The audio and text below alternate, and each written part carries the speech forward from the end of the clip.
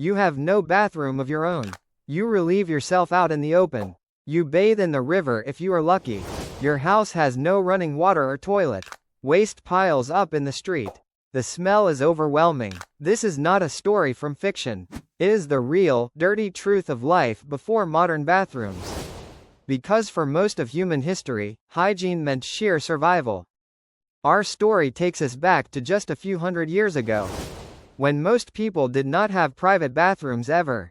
In Europe, Asia, Africa, the Americas, same problems. Homes were built without plumbing. Bathing was rare. Toilets were chambers over open sewers or cesspits. Cities had no clean water systems. Waste often flowed in the streets. A person could die just from drinking water, from disease spread by human filth. Children often died before the age of 5, killed by invisible bacteria. Yet, life went on because there was nothing better. We will look at the harsh realities people lived with. Get ready to feel grateful for your bathroom. Imagine walking down a narrow street. Waste and rubbish fill every corner. Chamber pots are emptied out of windows. People shout, "Gardez-vous," a warning before dumping waste. The stench is so strong it stings your nose. Open sewers run along the cobblestones, overflowing in rain. Horses add dung and urine to the mix. Dogs and pigs wander the alleys, digging through waste. Lice and rats thrive in the filth. People call it the smell of the city. They say it keeps thieves away because who wants to stick around? But the real danger was disease. Small scratches could turn deadly. Infections were common and barely understood. Bathing once a week was considered extreme luxury. Most people bathed a few times a year, if at all. They feared water opened the pores to disease. Doctors did not recommend frequent baths. Instead, people used scented cloths and perfumes. They carried flowers in pockets to mask odors. Some even rolled in clay to absorb sweat. Imagine wearing the same clothes, day after day, without washing. Imagine never washing your body properly. Your hair, your skin never clean, always itchy. People often had lice or scabies. Children were rarely washed. Babies were wiped with cloths soaked in vinegar. Smells were so common that people simply accepted them as normal. To relieve yourself, people used chamber pots. Small bowls they kept under beds or chairs. In the morning, servants dumped them into gutters. No one wore gloves. No one washed hands. Diseases like cholera and typhoid spread fast. In cities, whole families died in days from waterborne illness. Medieval writers described wells, stinking of human waste. Priests warned that uncleanliness could offend God. Yet, no one had a better system. Even royalty faced this issue. Palace toilets were nothing more than wooden seats over pits. And the smell? It followed them everywhere. Public bathhouses existed, but they were rare and risky. People feared they spread disease. They were often mixed sex, which made them scandalous. They were expensive and sometimes dirty themselves. Some upper-class cities built bathing rooms, but few used them. A noble might bathe every month or two. Sometimes they used herbal infusions or heated water. But the water often stayed cold and full of debris. Shared tubs could pass on skin infections. Some bathhouses even became sites for crime or brothels.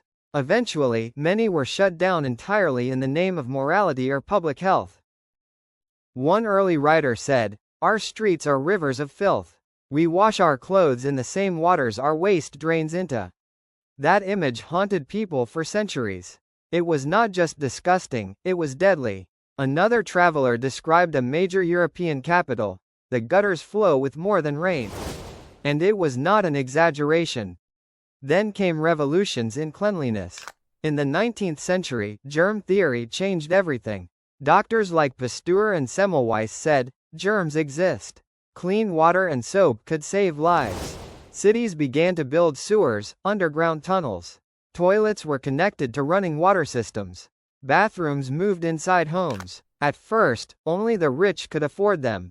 Governments started to regulate water. Hospitals became safer. Soap factories boomed. Children's survival rates skyrocketed. Many resisted. They thought clean water was unnatural. They complained, it made them sick. Plumbing was expensive. It took decades for cities to update. But even one tap could cut deaths in half. Suddenly bathing weekly easy. Toilets with flushes, life-changing. But some rural towns continued with outhouses for decades. In parts of the world, they still do. This revolution was not universal. Even today, billions live without modern sanitation. My own grandfather grew up with chamber pots and shared outhouses. He remembered a neighbor dying of cholera. He saw the difference when pipes came. He said, it smelled clean.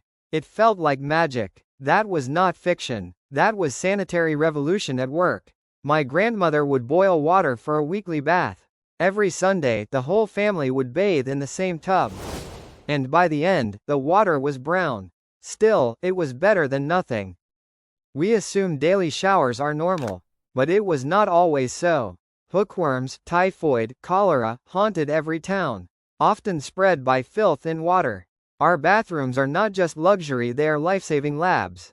We carry disease away with every flush. That water flows thousands of miles downstream.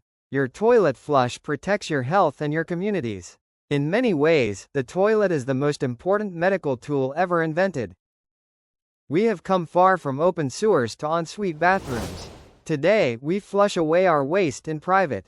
Clean water pours in with the tap. Soap dissolves magnets of germs. Towels are fresh. Toilets are quiet. But never forget, this did not happen by accident. It came from science, suffering, and sometimes stubborn resistance. Each time you step into your bathroom, say thanks not just for comfort, but for centuries of progress. Would you have welcomed a plunger and flush in 1850? Would you have believed in invisible germs before microscopes? Would you have protested public baths or embraced them? Let me know in the comments. Would you survive the filthy past? Make sure to like and subscribe for more stories unveiling secrets history tried to flush away. Because sometimes, the dirtiest truths show us how clean we have become. And history? It stinks until we clean it up.